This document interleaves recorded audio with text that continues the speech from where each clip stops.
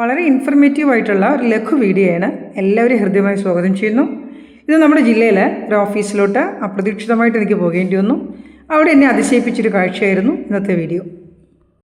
നാം എത്രയെത്ര ഓഫീസുകൾ, സ്ഥാപനങ്ങൾ കയറിയിറങ്ങുന്നു. സ്ത്രീകൾ, അമ്മമാർ എന്നിവർ കയറിയിറങ്ങുന്ന village office, panchayat office, KGB, water authority office, bank, employment exchange, PSC പരീക്ഷാ സെൻറ്ററുകൾ, ആരാധനാലയങ്ങൾ തുടങ്ങി എത്രയെത്ര. ഭാരതീയ സംസ്കാരത്തിൽ അമ്മ എന്ന പുണ്യമായ വിശേഷത്തിൽ നിന്ന് തന്നെ അത് വ്യക്തമാണ്. ഒരു സ്ത്രീക്ക് അഥവാ അമ്മയ്ക്ക് തൻ്റെ കുഞ്ഞിനെ മുലയിട്ടാൻ സംരക്ഷിതമായൊരു വാട്ടർ ഡ്രോ, അതാണ് നാം ചിത്രത്തിൽ കാണുന്നത്. അത് വളരെ ആവശ്യമല്ലേ ഈ പറഞ്ഞ പൊതുസ്ഥാപനങ്ങളിലെല്ലാം. തിരുവനന്തപുരത്ത് പട്ടത്തുള്ള ടൈലറിംഗ് ക്ഷേമനിധി ബോർഡിൽ കണ്ട കൗതുകകരമായൊരു കാഴ്ചയായിരുന്നു അത്. കൂടാതെ നല്ല ക്ലീനായി പൊതുജനങ്ങൾക്ക് കുടിക്കാനായിട്ട് വെച്ചിരിക്കുന്ന കുടിവെള്ള സൗകര്യവും ഇത് മറ്റെല്ലാ സ്ഥാപനങ്ങൾക്കും ഒരു മാതൃകയാകട്ടെ.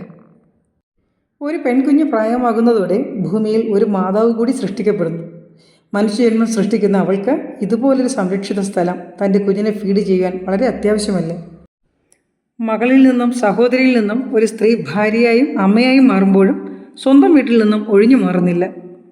ഭാര്യയായും മകളായും അമ്മയായും മുത്തശ്ശിയായും പരിണാമം സംഭവിക്കുമ്പോൾ അവളുടെ കർമ്മമണ്ഡലം ത്യാഗരൂപിതമായതിനാൽ വളരെയധികം പരീക്ഷണങ്ങൾ അവൾക്ക് നേരിടേണ്ടി വരുന്നു.